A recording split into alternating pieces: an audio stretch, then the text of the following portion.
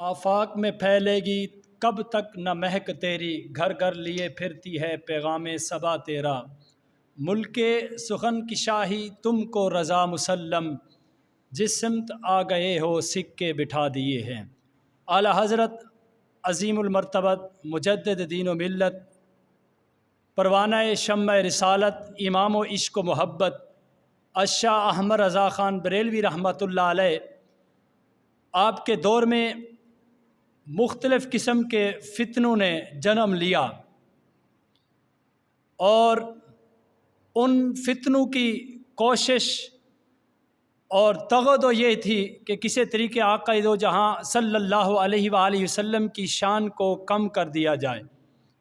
اور حضور اکرم صلی اللہ علیہ وآلہ وسلم کی ذات اقدس پہ مختلف انداز میں حملے کیے جا رہے تھے۔ یہی وجہ تھی کہ آقا دو جہاں صلی اللہ علیہ وآلہ وسلم کو کبھی آپ کے علم غیب پر انکار کیا جاتا، اور کبھی آقا دو جہاں صلی اللہ علیہ وآلہ وسلم کو عام بشر ثابت کرنے کی مذموم جسارت کی جا رہی تھی، اور کبھی آقا دو جہاں صلی اللہ علیہ وآلہ وسلم کی شفاعت کا انکار کیا جا رہا تھا، اور کبھی حضور صلی اللہ علیہ وآلہ وسلم کا علم شیطان کے علم کی برتری ثابت کرنے کے لیے ایسی مذموم جسارتیں کی جا رہی تھیں، اور یہاں تک کہ اللہ وحدہ لا شریک کے بارے میں امکان کذب، یعنی اللہ وحدہ لا شریک جھوٹ بول سکتا ہے، ایسے گندے عقیدے اور ایسے فتنے پھیلے جا رہے تھے اس دور میں۔ جو حق پر مسلمان تھا وہ اسی شک میں مبتلا تھا کہ اب ان بد عقیدگی اور فساد پھیلانے والے عقیدوں کا کیسے مقابلہ کیا جائے، ان کو کیسے بند باندھا جائے، اور ان کو کیسی نقش ڈالی جائے، اور ان کے سامنے کیسے مقابلہ کیا جائے۔ تو اللہ کے فضل و کرم سے حضور اکرم صلی اللہ علیہ وآلہ وسلم کا معجزہ اور حضور غوث اعظم شیخ عبد القادر جیلانی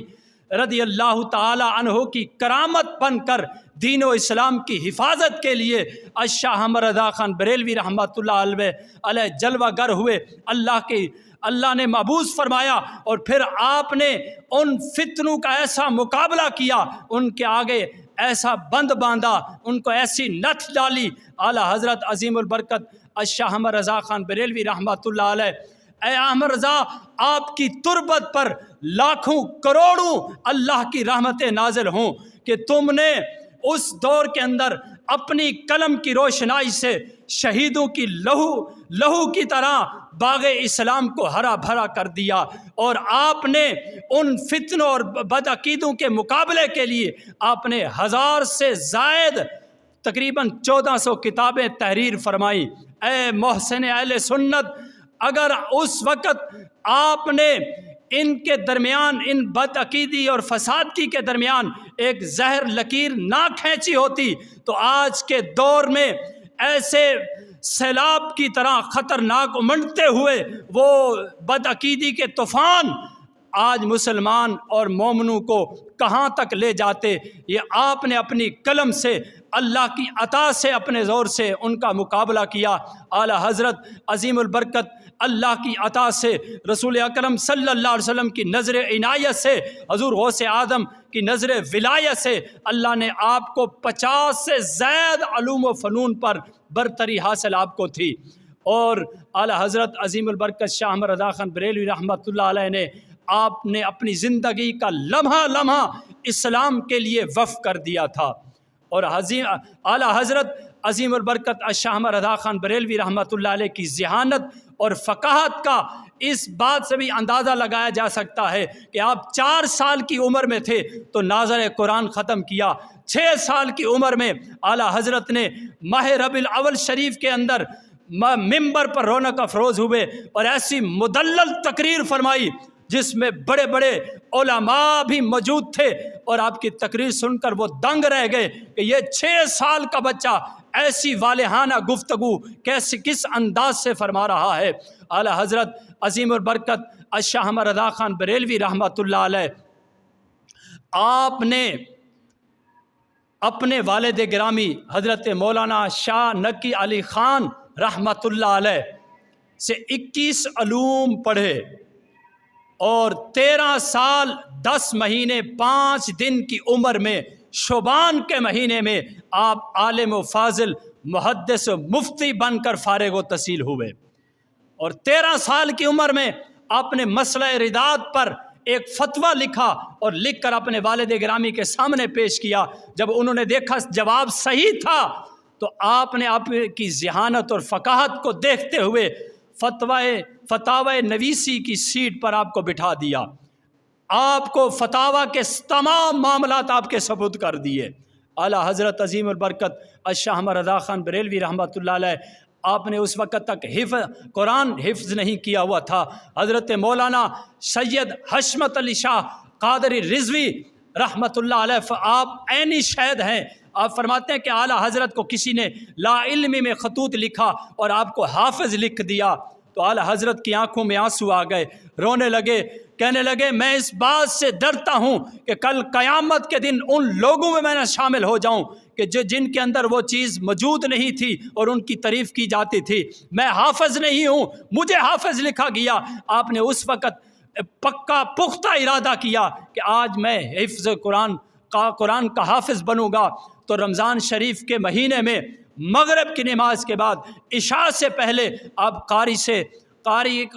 صاحب سے ایک سپارہ سنتے اور سن کر تراویحوں میں پڑھ دیا کرتے تھے۔ 1 مہینے کے اندر آپ نے قرآن حفظ کیا۔ اگر اس بات کے اس دورانیہ میں ٹائم کو نوٹ کیا جائے 8 سے 10 گھنٹے بنتے ہیں۔ ان گھنٹوں کے اندر اعلیٰ حضرت عظیم البرکت الشاہ احمد رضا خان بریلوی رحمۃ اللہ علیہ نے قرآن کو حفظ کیا۔